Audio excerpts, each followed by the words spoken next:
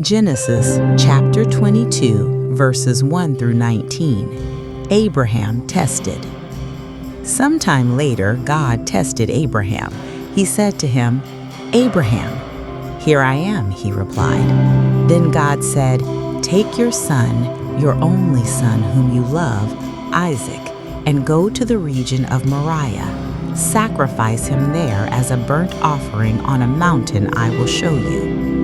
Early the next morning, Abraham got up and loaded his donkey. He took with him 2 of his servants and his son Isaac. When he had cut enough wood for the burnt offering, he set out for the place God had told him about. On the 3rd day, Abraham looked up and saw the place in the distance. He said to his servants, "Stay here with the donkey while I and the boy go over there. We will worship and then we will come back to you." Abraham took the wood for the burnt offering and placed it on his son Isaac, and he himself carried the fire and the knife. As the 2 of them went on together, Isaac spoke up and said to his father Abraham, "Father?" "Yes, my son," Abraham replied. "The fire and wood are here," Isaac said, "but where is the lamb for the burnt offering?" Abraham answered, "God himself will provide the lamb for the burnt offering, my son." And the 2 of them went on together. When they reached the place God had told him about, Abraham built an altar there and arranged the wood on it. He bound his son Isaac and laid him on the altar, on top of the wood. Then he reached out his hand and took the knife to slay his son. But the angel of the Lord called out to him from heaven, "Abraham, Abraham." "Here I am," he replied. "Do not lay a hand on the boy. Do not do anything to him. Now I know that you fear God, because you have not withheld from me your son, your only son." Abraham looked up, and there in a thicket he saw a ram caught by its horns. He went over and took the ram and sacrificed it as a burnt offering instead of his son. So Abraham called that place, "The Lord will provide." And to this day it is said, "On the mountain of the Lord it will be provided."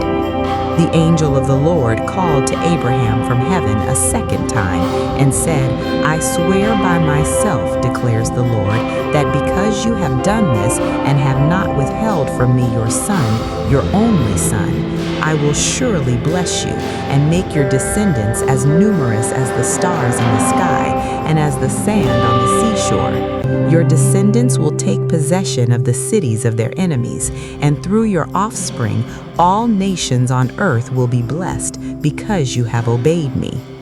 Then Abraham returned to his servants, and they set off together for Beersheba, and Abraham stayed in Beersheba. Genesis chapter 22, verses 20 through 24. Nahor's sons. Sometime later, Abraham was told, "Milcah is also a mother. She has borne sons to your brother Nahor: Uz, the firstborn, Buz, his brother, Kemuel, the father of Aram, Kesed, Hazo, Pildash, Jidlaph, and Bethuel. Bethuel became the father of Rebekah. Milcah bore these 8 sons to Abraham's brother Nahor. His concubine, whose name was Reumah, also had sons: Tebah, Gaham, Tahash, and Makkah.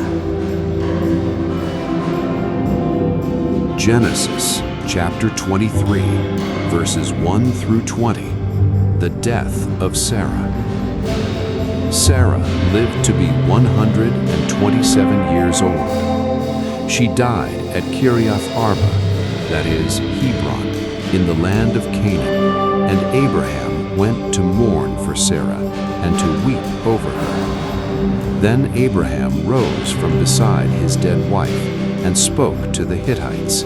He said, "I am a foreigner and stranger among you. Sell me some property for a burial site here, so I can bury my dead." The Hittites replied to Abraham, "Sir, listen to us. You are a mighty prince among us. Bury your dead in the choicest of our tombs. None of us will refuse you his tomb for burial."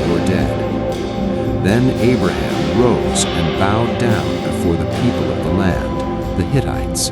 He said to them, "If you are willing to let me bury my dead, then listen to me and intercede with Ephron, son of Zohar, on my behalf. So he will sell me the cave of Machpelah, which belongs to him and is at the end of his field. Ask him to sell it to me for the full price as a burial site among you." Ephron the Hittite was sitting among his people, and he replied to Abraham in the hearing of all the Hittites who had come to the gate of his city. "No, my lord," he said, "listen to me. I give you the field, and I give you the cave that is in it. I give it to you in the presence of my people. Bury your dead." Again Abraham bowed down before the people of the land, and he said to Ephron in their hearing, "Listen to me, if you will. I will pay the price of the field. Accept it from me, so I can bury my dead there." Ephron answered Abraham, "Listen to me, my lord. The land is worth 400 shekels of silver. But what is that between you and me? Bury your dead." Abraham agreed to Ephron's terms and weighed out for him the price he had named in the hearing of the Hittites, 400 shekels of silver, according to the weight current among the merchants.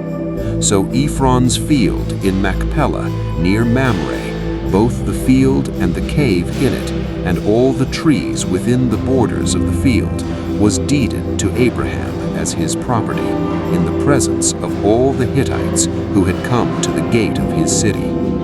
Afterward, Abraham buried his wife Sarah in the cave in the field of Machpelah near Mamre, which is at Hebron, in the land of Canaan. So the field and the cave in it were deeded to Abraham by the Hittites as a burial site. After Sarah was laid to rest, Abraham stood alone with the promise still alive. Though his body had grown weak, his faith had not. So he sent his trusted servant across the desert to the land of his family to find a wife for Isaac, a woman chosen not by chance, but by God. At a quiet well in a distant land, Rebekah appeared, and in her kindness, the future of a nation began to take shape. She left everything behind to walk into a destiny she did not yet understand. And as Isaac waited in the fields of Canaan, two lives were drawn together by divine purpose. Thus, the promise given to Abraham did not end with his final breath. It passed on from father to son, from generation to generation, guided by the hand of God. If this story moved you, please like the video, follow our journey, and subscribe so you won't miss the next chapter. Thank you for watching Arklight Studios, where scripture comes alive through cinematic storytelling. Until next episode, stay curious, stay faithful, and stay in His truth.